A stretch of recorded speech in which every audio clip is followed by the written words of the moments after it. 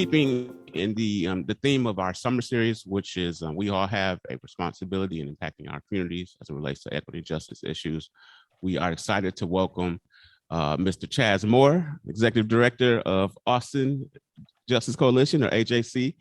I heard about you before I met you, and I heard some great things, and they were like, this is like the modern day Dr. King for Austin.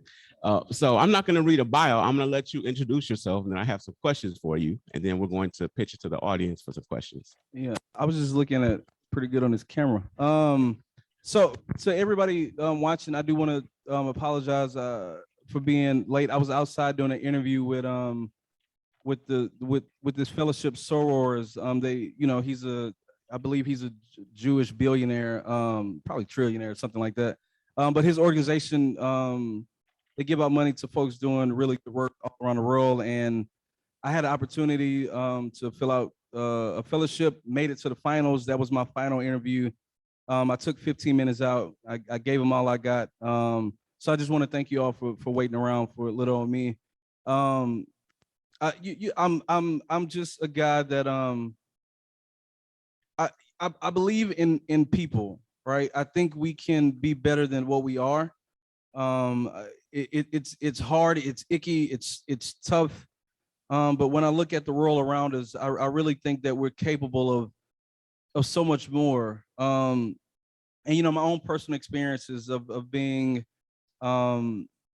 you know, a fatherless child, of my mom passing away when I was 7, me meeting my dad for the first time at 18, being raised by my grandparents who were, you know, from deep South Louisiana and Wharton, Texas. You know, growing up poor, you know, going to, like, the way my sentence, I went to jail my senior year of high school because I was with the wrong kids at the wrong time. That's quite literally what the judge told me. The judge looked me in my eyes and said, like, I know you're a good kid, but I want to teach you a lesson about being with the wrong people at the wrong time. And, you know, 17-year-old me think that's fair, right? Because we hear this type of trope all the time. But, you know, after 2 months in Fort Bend County Jail, the day after graduation, and my first day out was coming to Austin to go to University of Texas, and then 8 years probation, and dealing with, you know, paying $60 a month probation fees and not being able to work at, you know, McDonald's or Walmart's or even Goodwill's at the time. I start to think, like, man, what type of lesson is this, right? And then with that, you start looking at the intersectionalities that come with that, right? Like, this is me, a young Black man that has not had the best of lives, but I'm still at the University of Texas, right? So some class privilege there.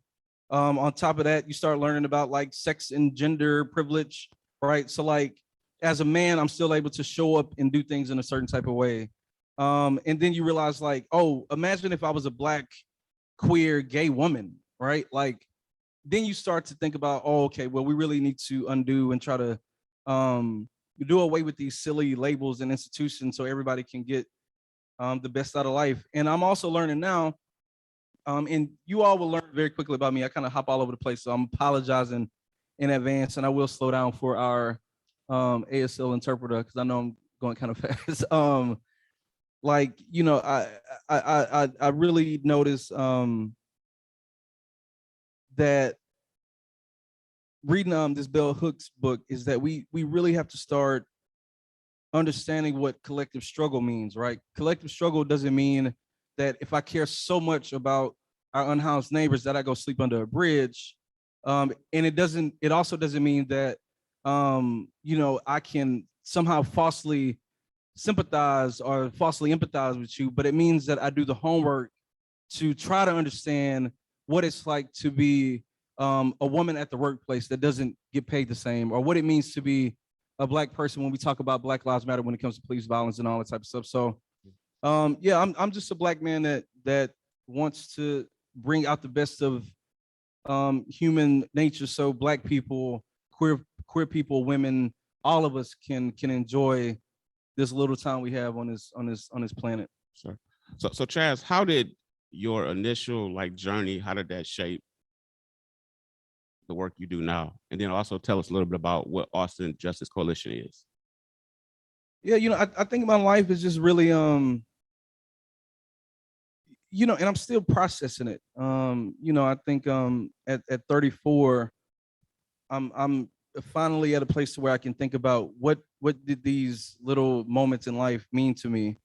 Um, and like for Black men, we just started doing this thing called Bro Brunch, where we have Black men come and just relax. It's really awesome. So like now we as Black men are learning, are starting to process what trauma actually means, right? So like learning my own trauma, learning what learning what my mom's death at 7 actually meant.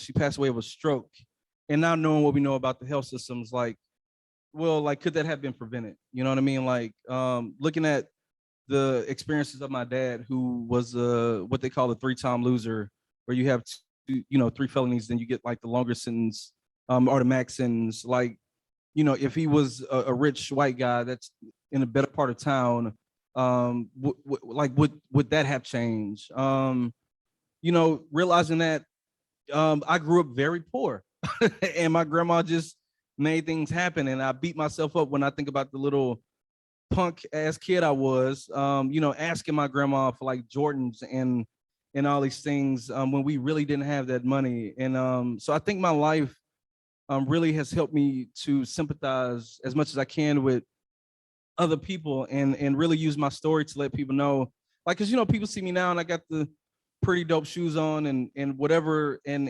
they think that's always been the story, and it's so far from it, right? So I use my own personal experiences to one shape how I show up or try to show up, and then like you said, it absolutely shapes the work, because I can fight for poor people because I've been that, right? Like I know what a poor meal looks like. Like I thought my grandma was just really creative in the kitchen. Like, no, we just didn't have it. I know what it's like to be the kid that gets picked on. So I'm able to understand and sympathize with people when they talk about bullying in schools, right?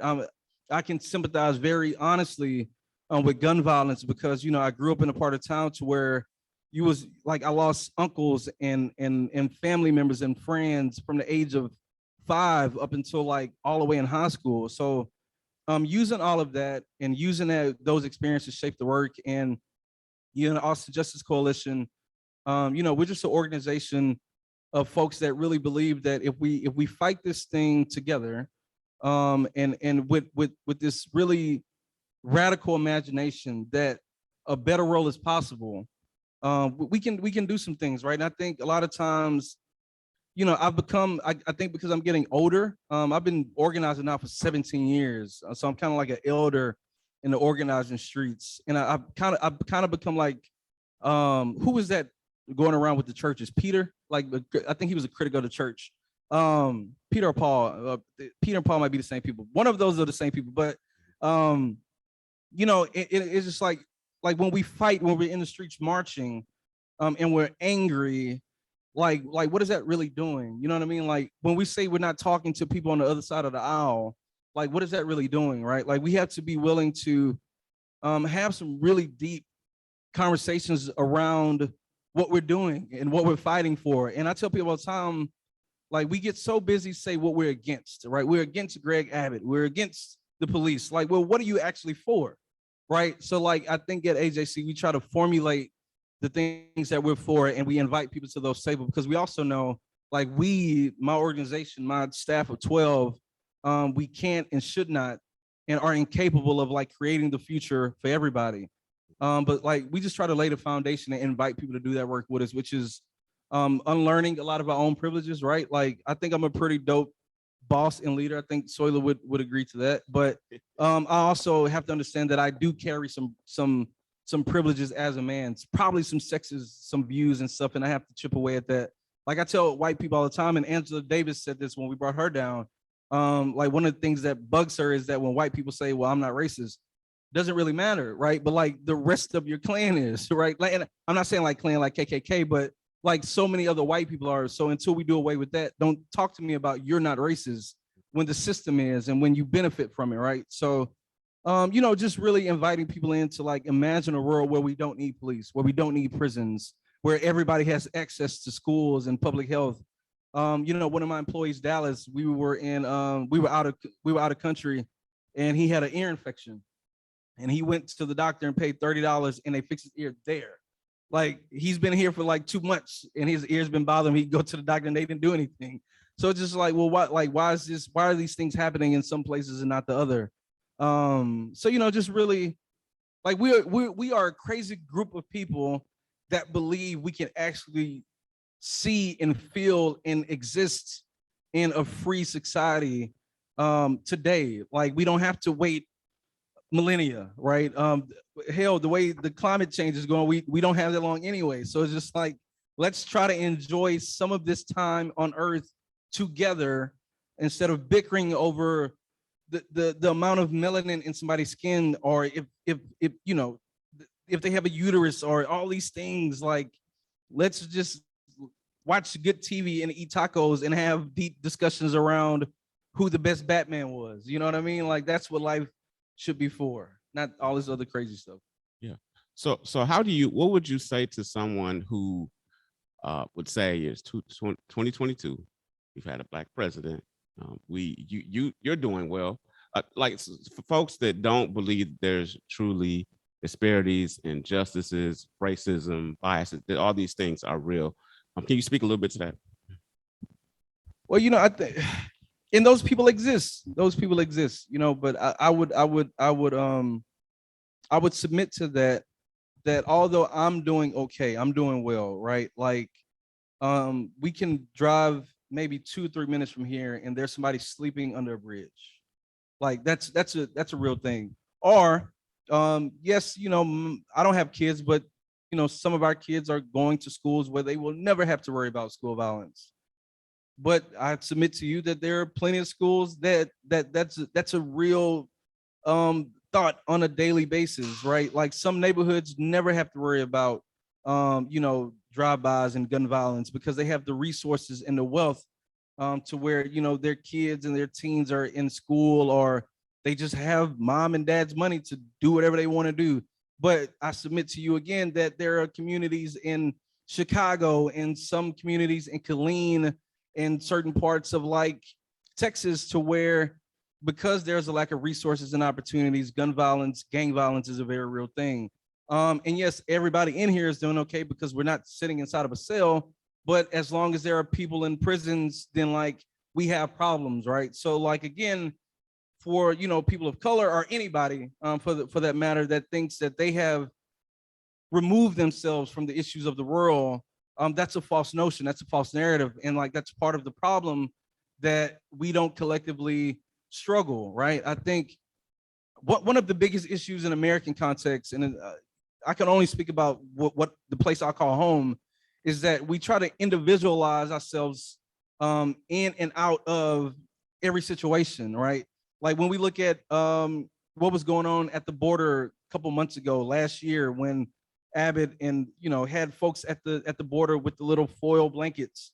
Like, a lot of us sit back and say, well, that's not a me issue. That's a Latinx issue. That's a Mexican American issue. Well, one, that's not true, because these are people that are trying to escape to a better way of life that we have, I would say, falsely advertised in this country. But yet and still, like, you know, they have the right to come here and seek refuge in the bosoms of America. So we should be advocating for that, because the way I remember it, you know, my cousins that were of much lighter skin tone than me escaped religious and political, you know, turmoil in Europe to come here, and they literally, by all means necessary, did what they needed to do to, and just to be clear, to name that they raped, pillaged, and stole Native Americans and Black people to set up a way of life that they saw fit for them. So, and we've always said that this is a place where people come, the land of milk and honey, that is probably outdated and spoiled, but still people have that right to come here and seek refuge. So, but again, we said that was a brown people's issue. Well, one, that should be a human issue. And then two, if we just want to play the race card, more people of African descent are deported from this country on a daily basis. That's a fact. You can Google that on Beyonce's internet, right? But we buy into like these these false narratives and notions that somebody's making up, as opposed to like just really doing our own homework and doing our own soul work to understand that that issue is affecting me. So yeah, it's how do we get people to understand that as a man, you too should be a feminist, right? Like as a person that has the privilege of paying rent that you probably shouldn't pay because it's outrageous and it doesn't, you really can't make the math make sense, but we still have to advocate for our folks that are unhoused. And we have to then start doing the critical work to analyze why don't they have access to housing? Like why is housing or shelter so out of reach for them? And then capitalism and all these other things that are terrible. And you like really just doing the work needed to educate ourselves on why we need to be fighting for a world free of all these things so everybody can have what they need.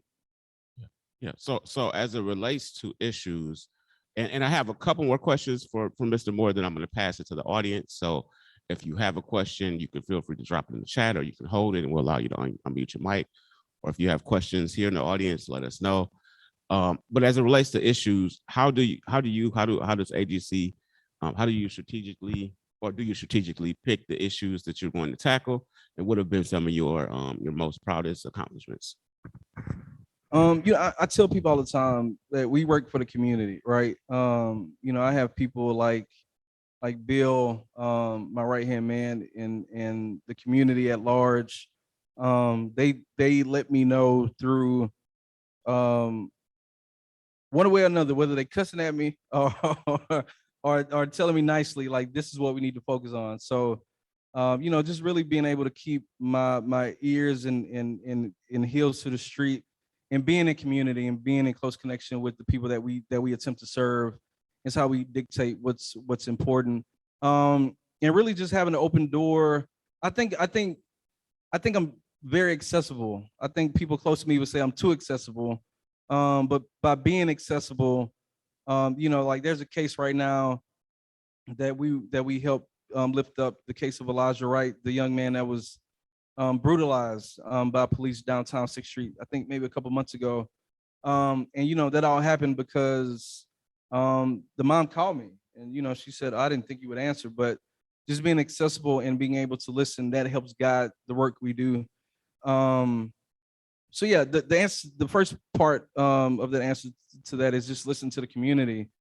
And then some of it too is being, we have the privilege of working at a place to where I pay people, I think, as well as I can with the few resources we have.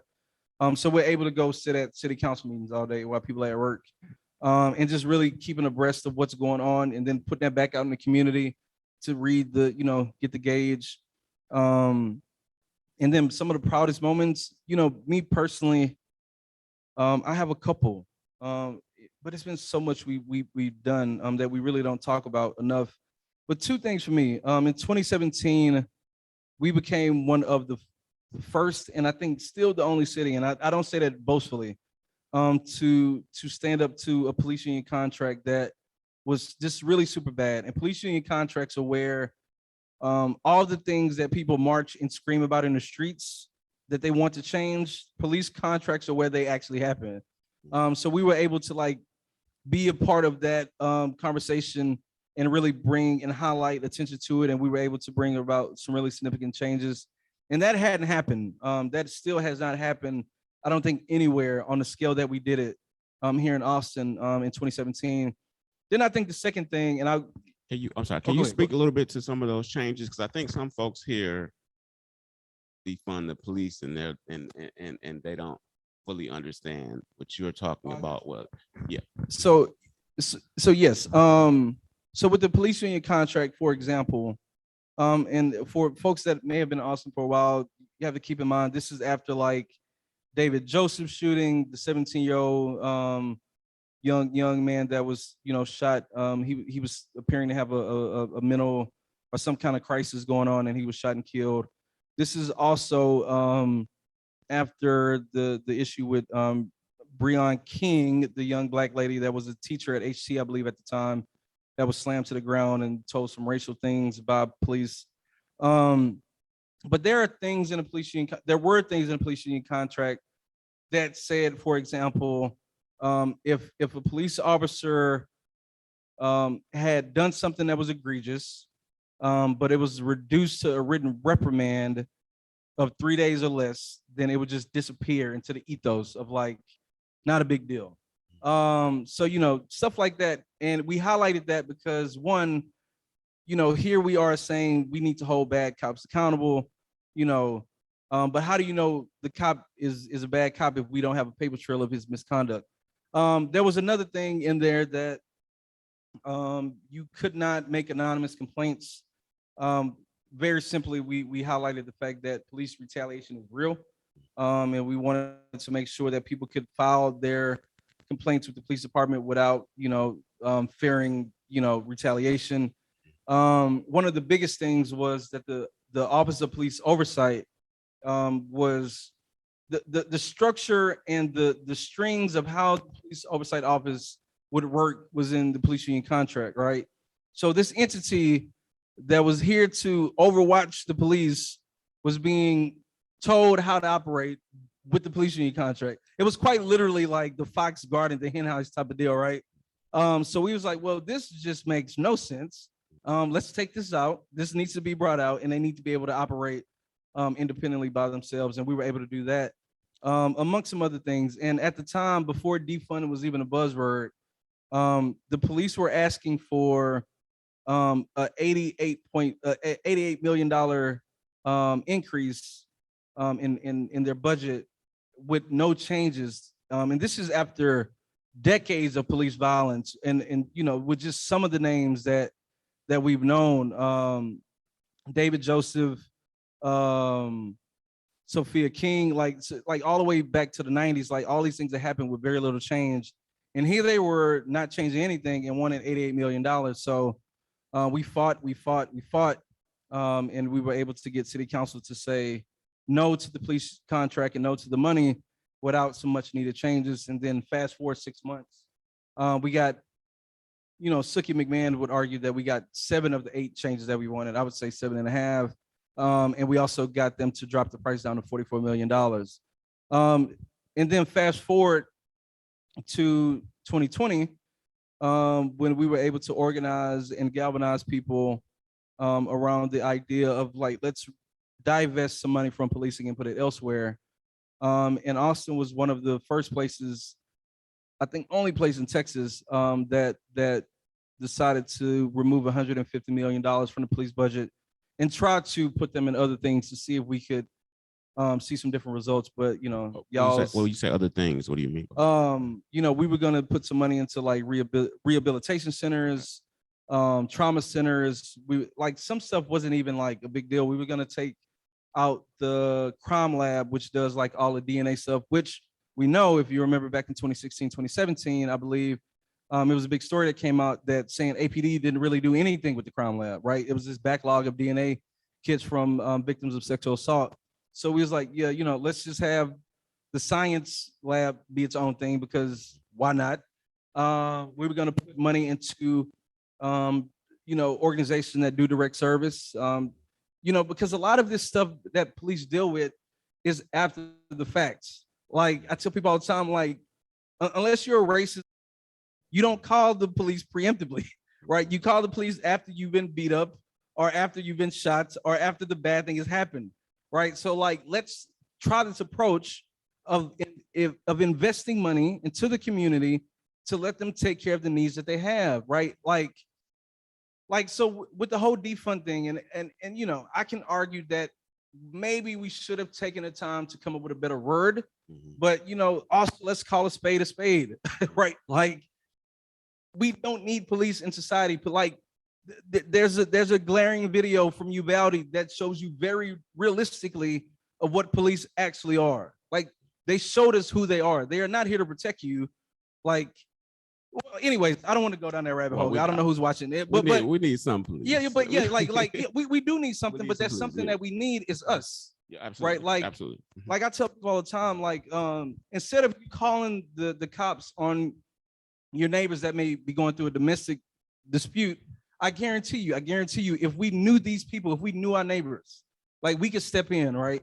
But the fact is, I can't say fact, but my opinion is that we've gotten so separated from one another, right? Like, if we're being honest, like how many people actually know that their neighbors across the street are on top or below them if you're in an apartment complex? Like, how many people actually know their neighbors?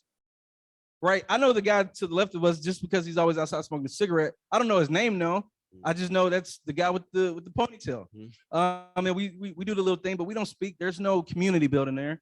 But I think if we were able to create community, because people live in neighborhoods, we don't live in communities anymore, right? Like that's just something happened to where we gotten so stretched apart from one another. But we believe that if you invest in communities, and invest resources in communities, and invest in organizations that are doing the work, right? Like if we have organizations that are providing resources to people that are unhoused, we believe that we can get these people in a track or on a track to permanent supportive housing, help them so they're not on the street, so they're now hopefully further separated from addictive personalities or addictive substances, which then lessens the cycle of like poverty, which we see people on the street. They tend to maybe or maybe not do drugs. Now they have an interaction with police, and now like this whole thing keeps going. But what we do know is this: most cities across the country have 40% of cities' budgets, and we still have all these problems. So like, let's try something different. And that's I'll shut up after this, but that's the other part of this, right? Like, because I hear you inviting me to give an answer that can make people feel better, and also like we have to be okay with the fact that we don't know, and we also have to be okay with the fact that it's okay to try and it's okay to fail, right? But like what I think is not okay is to keep putting billions of dollars into police departments to only end in result that we have too many people in prison and jail. We have Black unarmed people being killed and shot. We have unarmed people in general being killed and shot. And like we still have all these issues in society. So like maybe if we invest in like community and education and trauma centers, like we can see better results or different results at least. So no, I hear you. All right, so reinvestment. Okay. So for we are institution of higher education. We have young folks, we have old folks. I often have students, but also I have seasoned adults say, as I see what happened in Buffalo or Uvalde or even the Supreme Court decision, like I'm frustrated. I want to do something, but I don't know what to do. Where would you say folks can start? I mean, you have this amazing agency, you have the staff, but there are folks that feel like they should be on the front lines too, but they don't necessarily see themselves marching or speaking up at a city council meeting or speaking as eloquently as you do. Like, where can folks start? Don't know where to start. I mean, I tell people like the front lines, like Chaz at 34, the answer to this question is the front lines is like yourself, right? And like I think a lot of us think that we can actually march and protest and policy our way out of the ills of the world, right? Because I tell people all the time, again, I'm this aging, old head in the movement. Like I tell people that, okay, if we tear down every bad system that we have in place today, if we don't do the work internally, what stops us from perpetuating these same systems in this new society and world that we build, right? If we tear down, we can get rid of every police department tomorrow. But if we still have racism and sexism and misogyny and capitalism, things are going to just repeat themselves, right? So like, how is it that me, the individual, is doing the work needed to make sure I'm not perpetuating or bringing these same ideals, the ones I say I want to tear down and eradicate, into these other places, right? So I always challenge people to just start doing that work, right? If you are a white, straight male, you need to be doing like Undoing Racism. You need to be reading all the feminism books. You need to be reading about like just gender and sexuality as a whole, and understanding why to some people you calling them a they or them or Z is important, right? And you also have to understand your privilege in the saying like, oh, this is such a waste of time. And I think ACC is doing a good example today by having the ASL interpretation, is because like we as people that are able to like go about our daily lives, hearing and listening to everything, like making sure that we have inclusive spaces, especially in Austin, because Austin, I believe, has the highest population of the deaf community, right? So like just really making sure that we're doing the work necessary to learn more importantly, unlearn the things that we've been socialized to think. Make sure like we're not creating the same cycles, right? Like even, and I feel comfortable doing this now because I've been reading the Bell Hooks, but like even as women, who I'm always going to advocate for, but like she writes so eloquently in her book that if your feminist movement is about the eradication of men and hating men, you're doing it wrong, right? Because quite actually, men being the agents of the oppression of sexism, we need them to come in and unlearn and undo that work so they can show up and be allies in this movement, right? So understanding that we all have work to do, understanding that we all in some capacity have agency, and it's nothing wrong with that, but like how do we use that agency? How do we use that privilege to then chip away at the things we don't like and build a world anew to where everybody can like actually benefit, succeed, and feel safe and be heard. And again, I think a lot of that comes back into imagination. Like we have been so something, I don't know what the word is, like we just accept things for what they are. Like we just accept that Black people are going to be shot by police. We accept that women are not going to be paid equally just because they don't have male genitalia, right? Like we accept that like people are going to get guns and maybe shoot people in this country. And I submit that we don't have to do that. I submit that if we are committed to actually being the people I think we're capable of being, like anything is possible. Like I just believe that to be true. But somewhere we just stop believing that a world for all is possible. And I don't want to say everybody, but I think far too many of us now. And even when I talk to people about let's live in a world where we don't have two-party politics. Like may the best person win. Who cares if you're Democrat, red or blue? Like you should be able to stand on your own principles, present those to me, and I should be able to go out and make a vote, right? But we accept things for what they are. And then, even I'll give you an example of a struggle I'm going through. And I say struggle kind of jokingly, but I love Marvel movies. Like I just do. I love Marvel movies, and I so badly want to go see Thor. The only movie theater I go to in the city of Austin is Alamo Drafthouse. The only one I go to because they have an emphasis on people being absolutely quiet. And I'm one of those people like, just talk outside, don't talk in here. I like to get lost in the story, right? But my principles and my values can't allow me to go support Alamo Drafthouse because right now they have a worker strike. They're not paying their workers.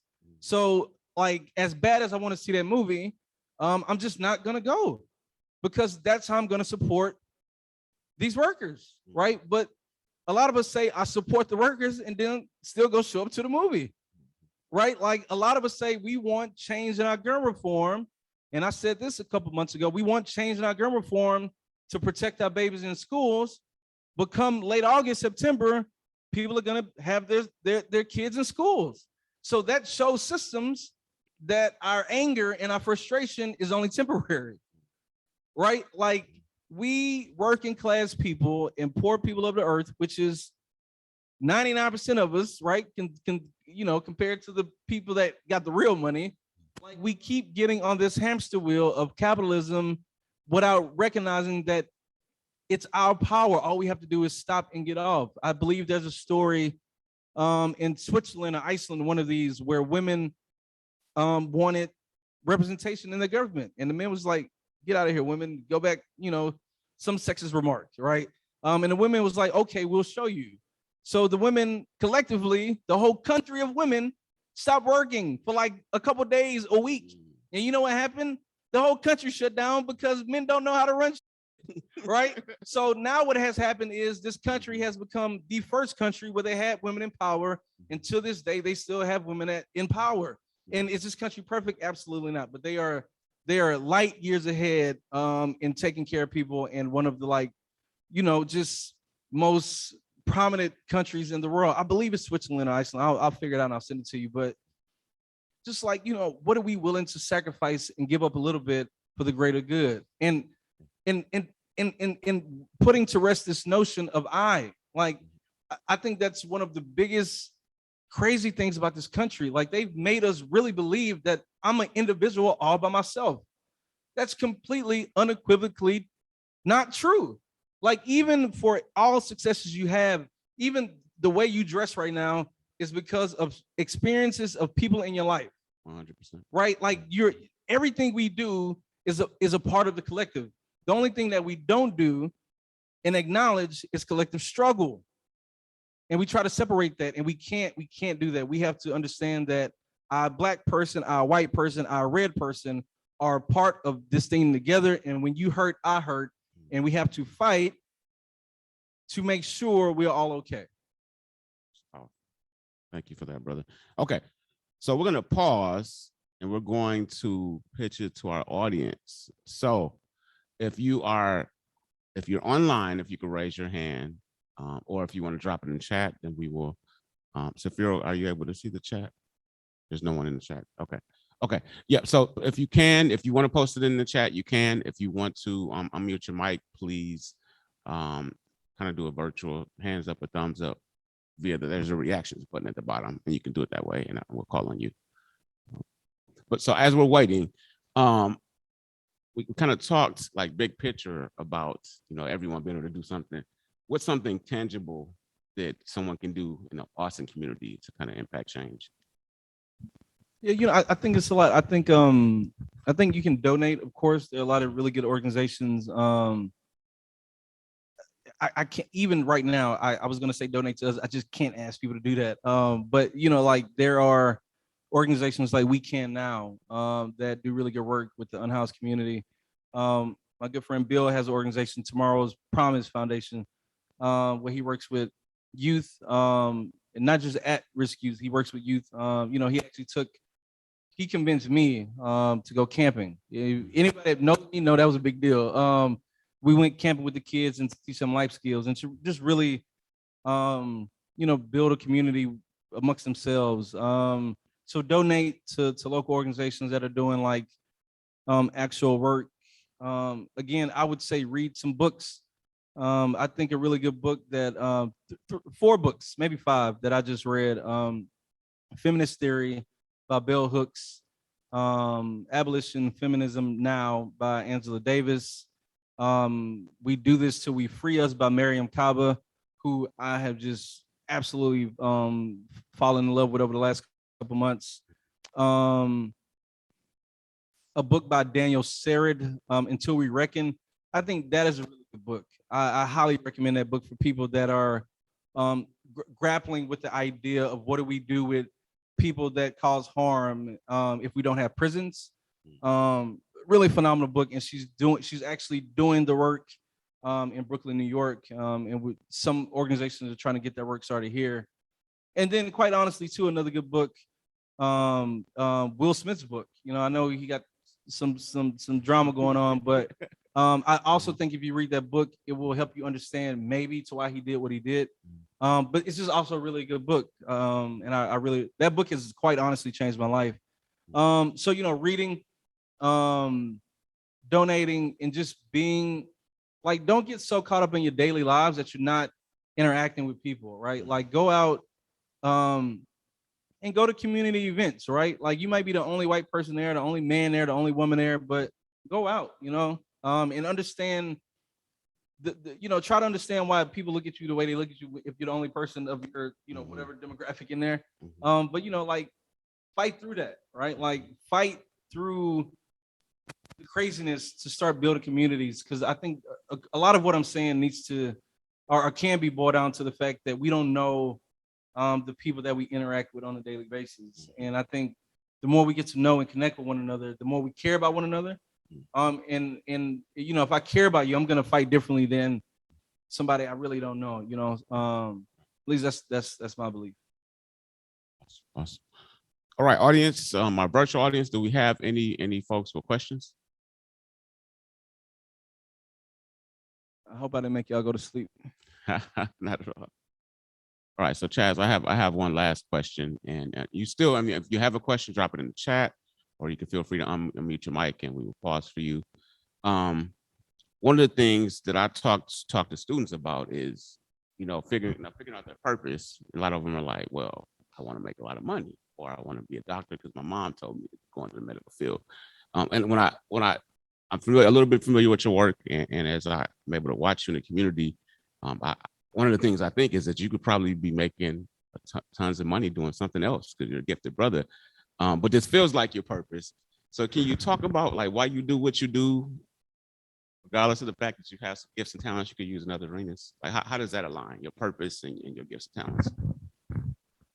Man, I think about this all the time. I really do, because I look at, I was with a friend the other day who had this beautiful Bentley truck. I was like, yeah, I could have that. But then I think about, could I pull up to the rally for economic justice in a Bentley? That just seems like kind of weird to me. And yeah, I think Paulo Coelho, one of my favorite authors, he wrote The Alchemist, which is literally my favorite book of all time. He talks about the difference between a job and work. He was like, like a job is what you do, I think, but you always like that, but like a job is what you do. You go to a job to get paid, but there's always work to do, like, and your work is part of your purpose. And I think honestly, it's sometimes it's hard to deal with knowing what your purpose is, and knowing that it may not be the shiniest thing or the most rewarding thing. But I can say I feel good waking up knowing I'm doing what I'm doing. And I think for those of you, like there are some people that's like 88 years old, right? And like they have had probably what some could consider a successful life. And I know a lot of people with a lot of money that still don't seem happy to me. They don't seem joyful. So I wake up not with all the things that I want. I don't even have a car. Bill drives me where I go in Uber, but I feel good knowing that I'm doing what I'm supposed to do. And I would highly encourage everybody to, and I'm not like saying like Beyonce, go quit your job and nothing like that, but it like while you are doing things that we have to do in this current way of living, like you need a job to pay rent and eat and all that type of stuff. I would highly encourage people to take the time out to journal and manifest, and just sit with themselves about things that are really important to them and what their purpose is, because it's really an indescribable feeling. And 6 months ago, I started this journey called 75 Hard, where I do 2 workouts a day, a gallon of water, 10 pages of a book, no drinking, and something else. But 6 months, so I lost 30 pounds. I haven't drank alcohol since January 10th. And I think people that have been close to me can see like this transformation in my life. Like some people have said, like even my talking and speeches have gotten better when I think everything I say is pretty awesome. But I think walking in my purpose is, I wouldn't trade it for all the money or all the success in the world. I really wouldn't. I think it feels good to know what you do, and I think you just had to in a very loud and busy world, just sit with yourself from time to time and see what that is. Awesome. Awesome. Thank you. Thank you. Oh, we have a question. Okay. From Kay Hudson, what is your method for showing people the importance of organizing and participating on a local level and being effective? And then she said, too often people are present and reactive, but not proactive on a regular basis until social upheaval or tragic personal event unfolds. So what is your method for galvanizing people to be effective? Yeah, thoughts? Laughing at the second question. I think I think in order to galvanize people, well, one, I think we're good at it because we don't try. I think you galvanize people by just being authentic. And also you galvanize people by being consistent, right? Like we're not the group, like we haven't sent out a press statement or a press release about Roe v. Wade or even Uvalde, because one, we know everybody's gonna do it. It becomes like the thing, right? Like national crisis, urgent emergency, put out a press statement. And that's needed, I'm sure. But when you're constantly doing the work and your analysis of the work is that things are constantly going to happen and we have to constantly organize and be here in community with one another, I think you don't have to be reactionary, right? And I tell people all the time, this person is right. A lot of activists should be called reactivists because they wait for the thing to show up to now get off, their armchairs and do something. Prime example with gun violence. Everybody's a gun reform advocate now.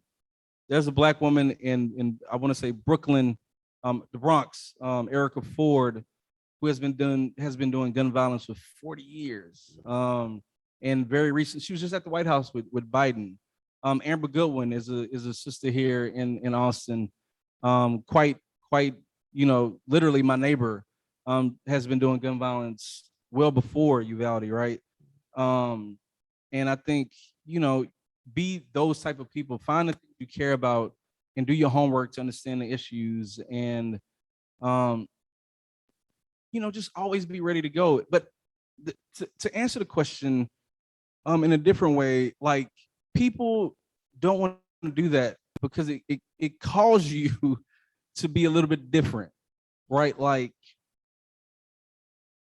it's easier for most heterosexual people to show up for some crisis around queer and trans folks than it is to actually do the inner work needed, the inner analysis of like, what am I like? How am I contributing to like this stuff, right? Like, it's easier for me to show up to a march and rally as opposed to like not learning why pronouns and all this stuff is important, right?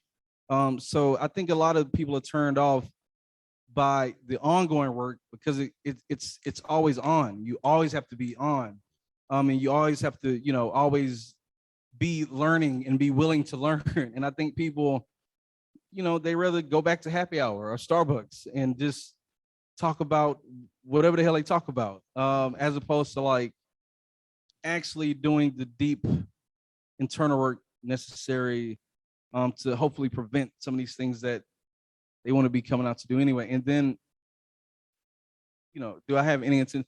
Honestly, well, I will say Steve Aller is a good friend of mine. I think he tries really hard.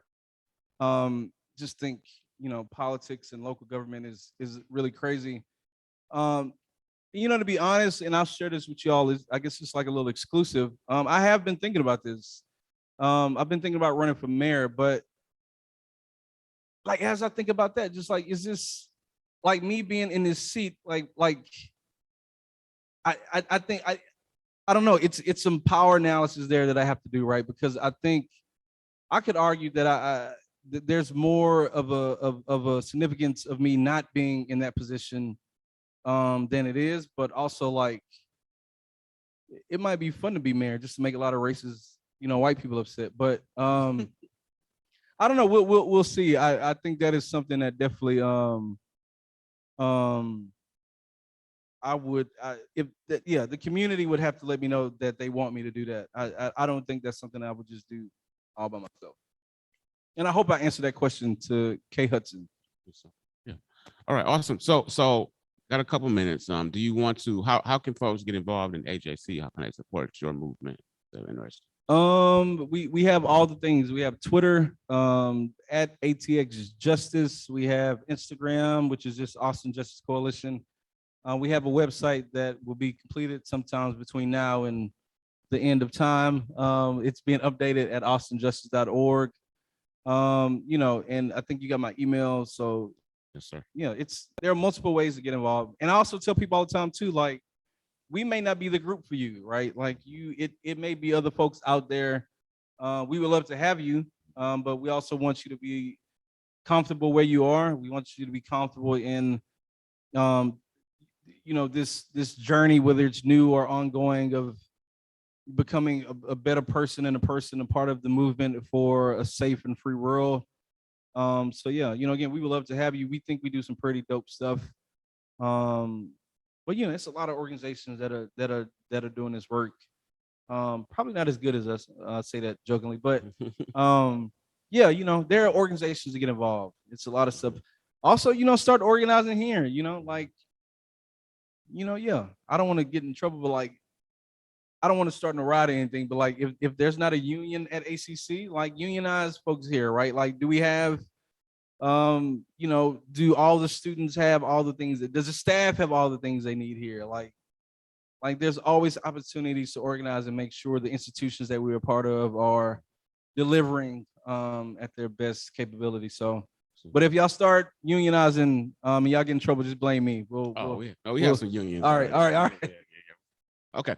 All right. Awesome. So first and foremost, give us a lot to think about, a lot to chew on. I appreciate the work in the community, and I appreciate you not just being a man of words, a man of actions. So I appreciate all the work you're doing. Can we give Mr. Chaz Moore a round of applause?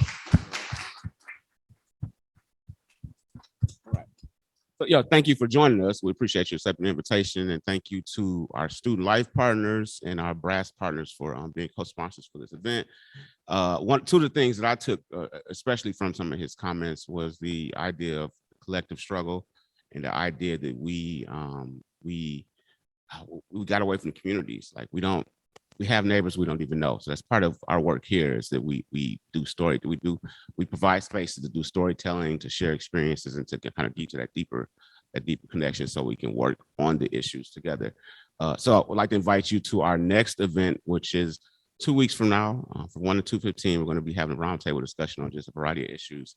So you can either join us in the center, or you can join us via Zoom again.